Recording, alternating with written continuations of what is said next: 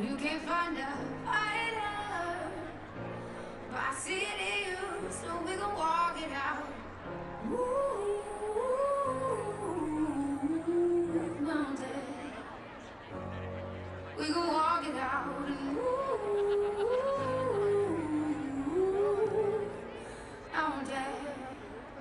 And mountain, and I'll rise like the day. I'll rise unafraid. I'll rise up, and I'll do it 1,000 times again. And I'll rise up, I'll let the waves rise. Bring the beat in.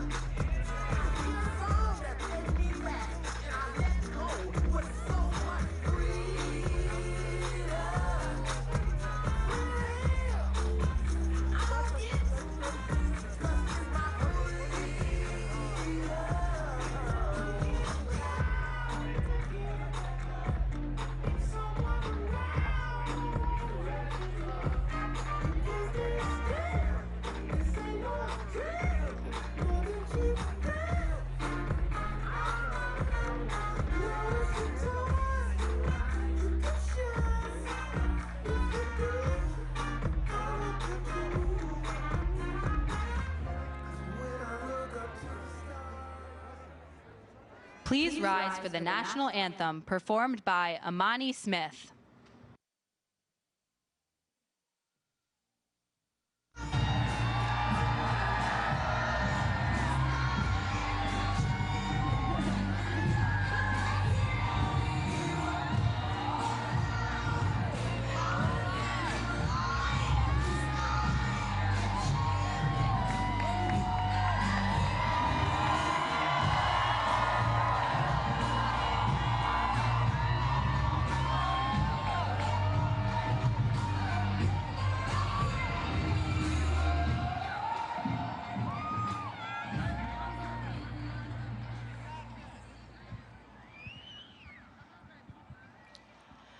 Oh, say, can you see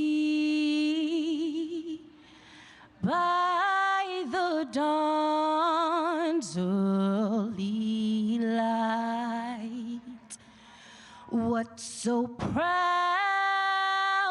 we held at the twilight's last gleaming, whose broad stripes and bright stars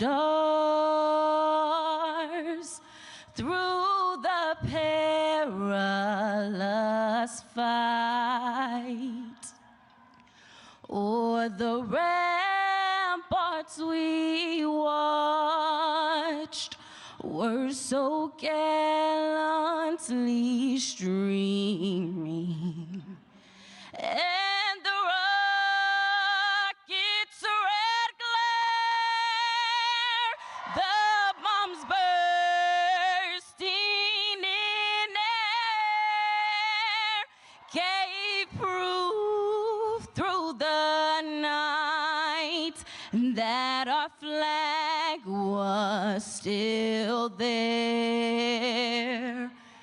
Oh, say, does that star-spangled banner yet wave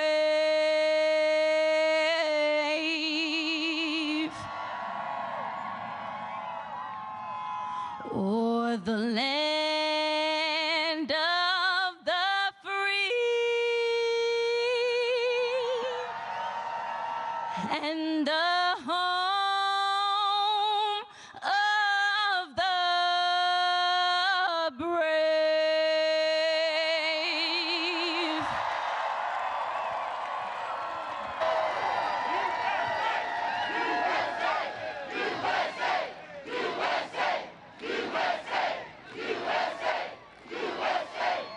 Please welcome Vice President of the United States, Kamala Harris.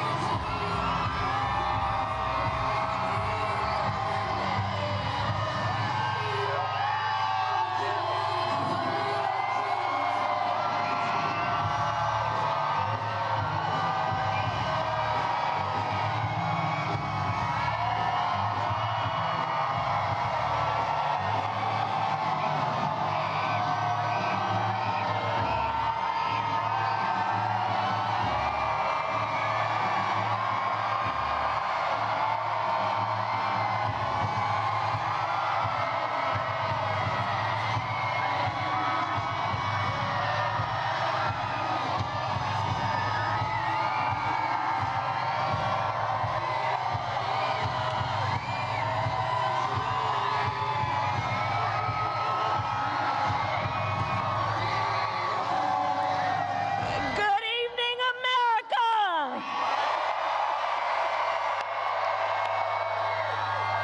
Good evening, everyone. Good evening, and thank you for taking the time out of your busy lives.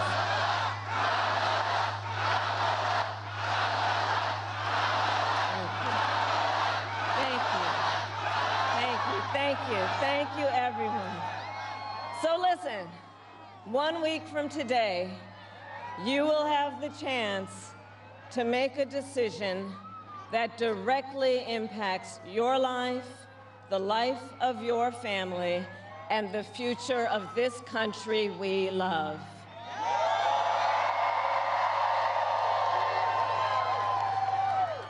And it will probably be the most important vote you ever cast. And this election is more than just a choice between two parties and two different candidates. It is a choice about whether we have a country rooted in freedom for every American or ruled by chaos and division.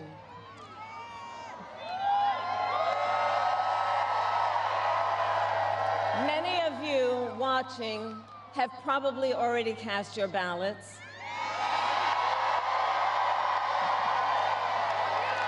But I know many others are still considering who to vote for, or whether you'll vote at all. So tonight, I will speak to everyone about the choice and the stakes in this election. Look, we know who Donald Trump is.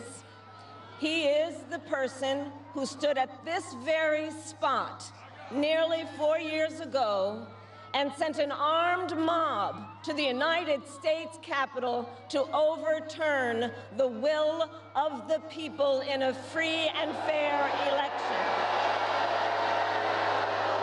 An election that he knew he lost. Americans died as a result of that attack. 140 law enforcement officers were injured because of that attack. And while Donald Trump sat in the White House watching as the violence unfolded on television, he was told by his staff that the mob wanted to kill his own vice president. And Donald Trump responded with 2 words: "So what?" America, that's who Donald Trump is. And that's who is asking you to give him another 4 years in the Oval Office.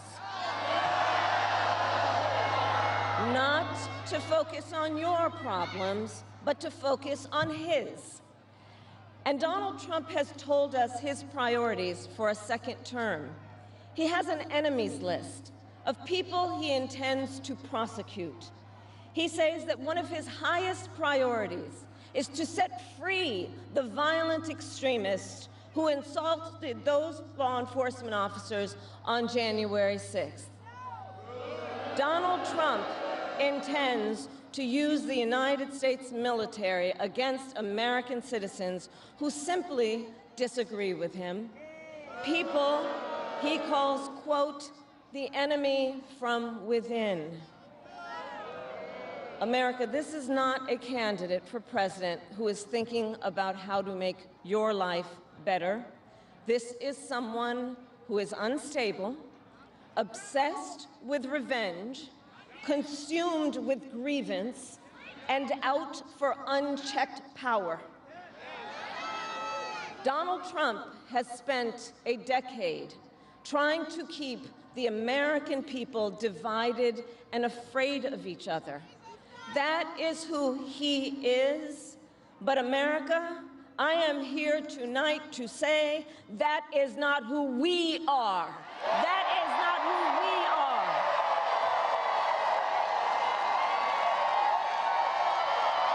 That is not who we are. You see, what Donald Trump has never understood is that e pluribus unum, out of many, one, isn't just a phrase on a dollar bill.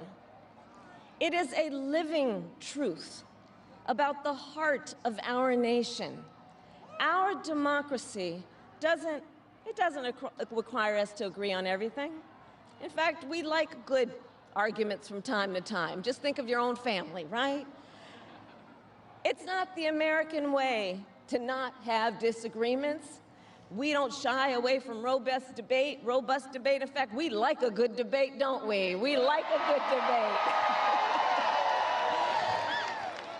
And the fact that someone disagrees with us does not make them the enemy within. That's right. They are family, neighbors, classmates, co-workers. They are fellow Americans. And as Americans, we rise and fall together.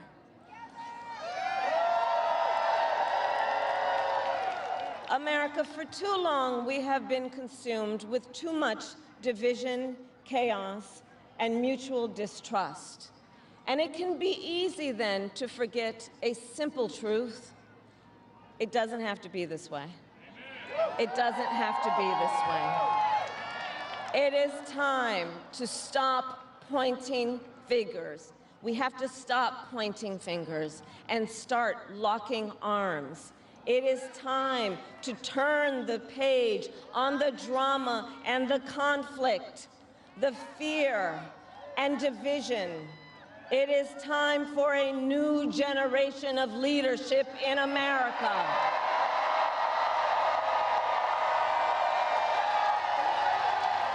And I am ready to offer that leadership as the next President of the United States of America.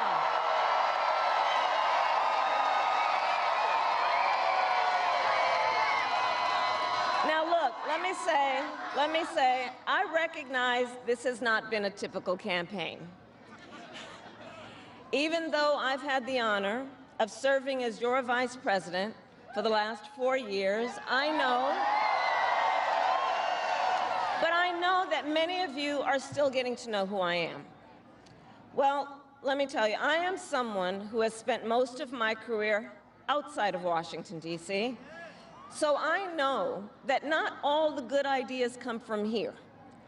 I am not afraid of tough fights against bad actors and powerful interests, because for decades, as a prosecutor and a top law enforcement officer of our biggest state, I won fights against big banks that ripped off homeowners, against for-profit colleges that scammed veterans and students, against predators who abused women and children, and cartels that trafficked in guns, drugs, and human beings.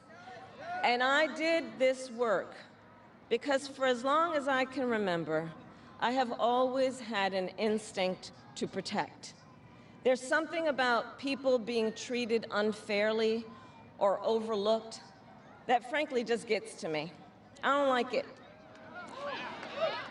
It's what my mother instilled in me, a drive to hold accountable those who use their wealth or power to take advantage of other people. The drive to protect hardworking Americans who aren't always seen or heard and deserve a voice, and I will tell you that is the kind of president I will be.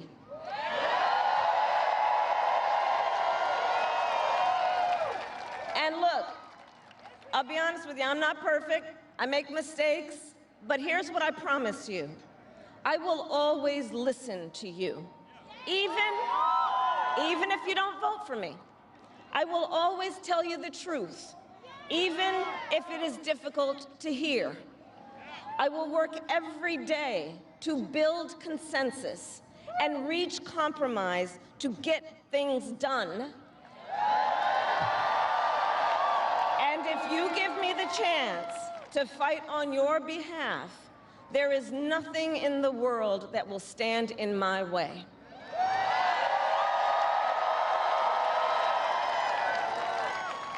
So look, in less than 90 days, either Donald Trump or I will be in the Oval Office.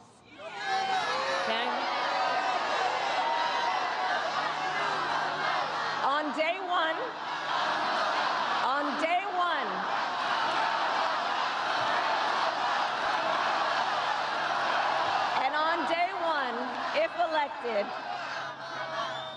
day one, if elected, Donald Trump would walk into that office with an enemies list. When elected, I will walk in with a to-do list, full of priorities of what I will get done for the American people. And I will work with everyone, Democrats, Republicans, and independents, to help Americans who are working hard and still struggling to get ahead. I have been honored to serve as Joe Biden's vice president. But I will bring my own experiences and ideas to the Oval Office. My presidency will be different because the challenges we face are different. Our top priority as a nation 4 years ago was to end the pandemic and rescue the economy. Now, our biggest challenge is to lower costs, costs that were rising even before the pandemic and that are still too high. I get it. I still remember our mother sitting at that yellow Formica table, late at night, cup of tea in hand, a pile of bills in front of her, trying to make it all work. And I've heard from so many of you who are facing even greater financial pressures. Donald Trump's answer to you is the same as it was the last time. Another $1 trillion in tax cuts for billionaires and big corporations. And this time, he will pay for it with a 20% national sales tax on everything you buy that is imported. Think about it. Clothes, food, toys, cell phones. A Trump sales tax that would cost the average family nearly $4,000 more a year. And on top of that, you will pay even more if Donald Trump finally gets his way and repeals the Affordable Care Act, which would throw millions of Americans off their health insurance and take us back to when insurance companies had the power to deny people with pre-existing conditions. Well, we are not going back. We are not going back.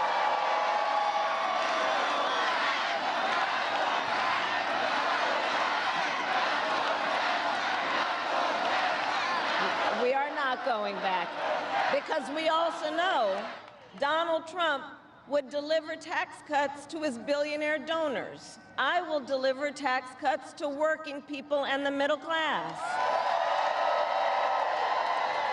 I will make sure you have a chance not just to get by, but to get ahead. Because I believe in honoring the dignity of work.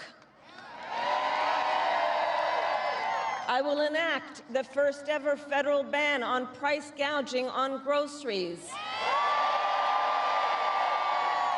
cap the price of insulin, and limit out-of-pocket prescription costs for all Americans. I will fight to make sure that hardworking Americans can actually afford a place to live. I'll never forget how our mother saved up and how excited she was when she could finally afford to buy our first home. I remember how excited she was. And I know that owning a home is not only a measure of financial security, it's about the pride of your hard work. And as president, I will fight to help first-time home buyers with your down payment, take on the companies that are jacking up rents, and build millions of new homes. For years, we have heard excuses about why America can't build enough housing. Enough with the excuses. I'm going to cut the red tape and work with the private sector and local governments to speed up building and get it done. And the cost of housing isn't the only financial pressure on middle-class families. I have met so many young people who have a natural desire to parent their children well, but not always the resources to do it. So I'll fight for a child tax credit to save them some money, which will also lift American children out of poverty. I'll work to lower the cost of childcare, which is out of reach for too many working families today. And for too many people in the sandwich generation, who are raising young children and taking care of a parent. Juggling all of it is extremely difficult. You know, I took care of my mother when she got sick, cooking food that she had a taste for, finding clothes that would not irritate her skin. And understand, as I do, that caregiving is about dignity. It is about dignity. And currently, if you need home care and you don't have some money to hire someone, you and your family need to deplete your savings to qualify for help. That's just not right. So we're going to change the approach and allow Medicare to cover the cost of home care so seniors can get the help and care they need in their own homes. Now, Donald Trump has a different approach.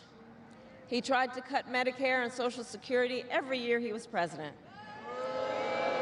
Look, I believe that when people have worked hard their entire life, they deserve to retire with the benefits they have earned.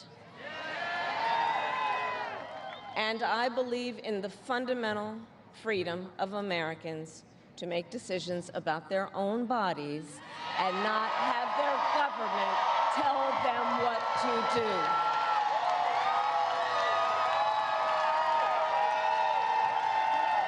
I will fight to restore what Donald Trump and his hand-selected Supreme Court justices took away from the women of America.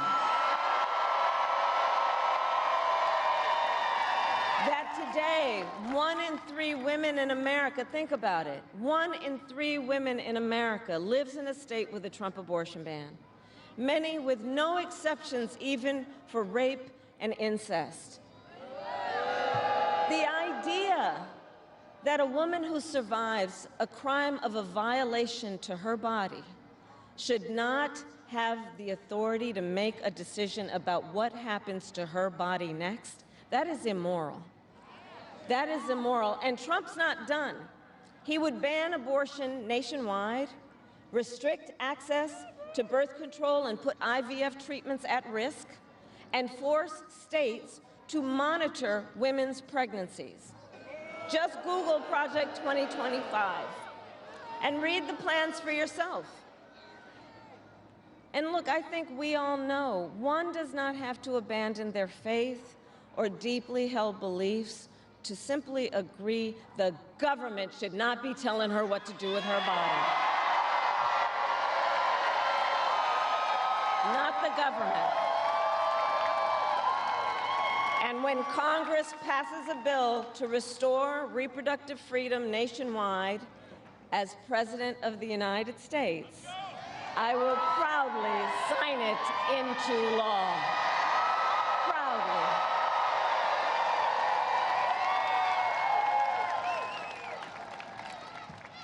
And look, on another subject, politicians have got to stop treating immigration as an issue to scare up votes in an election, and instead treat it as the serious challenge that it is that we must finally come together to solve. I will work with Democrats and Republicans to sign into law the border security bill that Donald Trump killed. When I was Attorney General of a border state, I saw the chaos and violence caused by transnational criminal organizations that I took on. And when I am president, we will quickly remove those who arrive here unlawfully, prosecute the cartels, and give Border Patrol the support they so desperately need. At the same time, we must acknowledge we are a nation of immigrants. And I will work with Congress to pass immigration reform, including an earned path to citizenship for hardworking immigrants like farm workers and our dreamers. As Commander-in-Chief, I will make sure America has the strongest, most lethal fighting force in the world. Donald Trump, on the other hand, has shown his contempt for our nation's heroes, calls them suckers and losers, called a 4-star Marine general a, quote, lowlife. I will always honor, never denigrate, the service and sacrifice of our troops and their families, and fulfill our sacred obligation to care for them. I will strengthen, not surrender, America's global leadership. And I will stand with our friends because I know that our alliances keep American people safe and make America stronger and more secure. Look, world leaders think that Donald Trump is an easy mark, easy to manipulate with flattery or favor. And you can believe that autocrats like Putin and Kim Jong-un are rooting for him in this election. I will always uphold our security, advance our national interest, and ensure that the United States of America remains, as we must forever be, a champion of liberty around the world.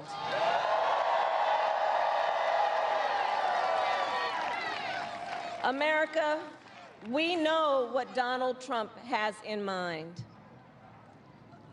More chaos, more division, and policies that help those at the very top and hurt everyone else. I offer a different path, and I ask for your vote.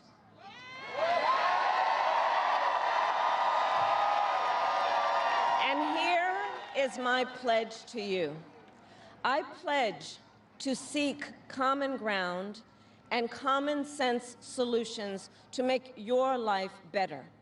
I am not looking to score political points. I am looking to make progress. I pledge to listen to experts, to those who will be impacted by the decisions I make, and to people who disagree with me. Unlike Donald Trump, I don't believe people who disagree with me are the enemy. He wants to put them in jail. I'll give them a seat at the table.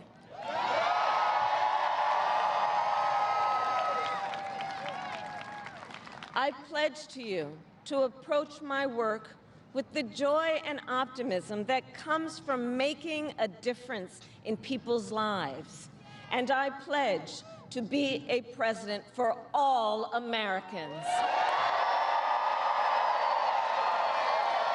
And to always put country above party and self.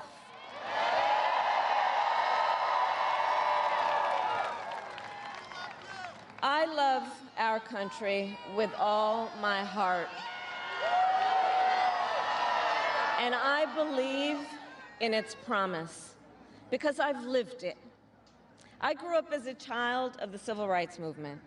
My parents would take me to marches in a stroller, where crowds of people of all races, faiths, and walks of life came together to fight for the ideals of freedom and opportunity.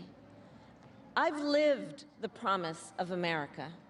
I saw how hard our mother worked to give her daughters the same chances this country gave her. Growing up, I was blessed to have family by blood and family by love, who instilled in me the values of community, compassion, and faith that have always defined our nation at its best. I've lived the promise of America. I've spent my life fighting for the people who have been hurt and counted out, but never stopped believing that in our country, anything is possible. I've lived the promise of America, and I see the promise of America in all of you. In all of you. I see it. I see it in the young people who are voting for the first time,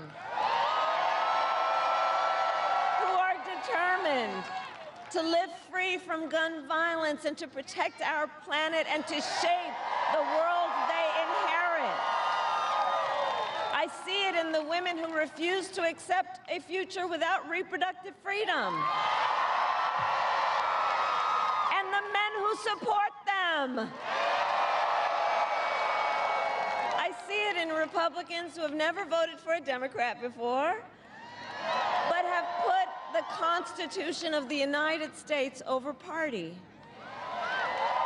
I've seen it in Americans different in many respects, but united in our pursuit of freedom, our belief in fairness and decency, and our faith in a better future. America, I know the vast majority of us have so much more in common than what separates us. I know it. And that's why I am in this race, to fight for the people, just like I always have.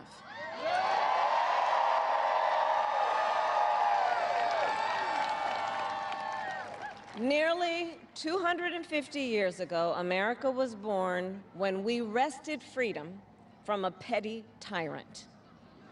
Across the generations, Americans have preserved that freedom, expanded it, and in so doing, proved to the world that a government of, by, and for the people is strong and can endure.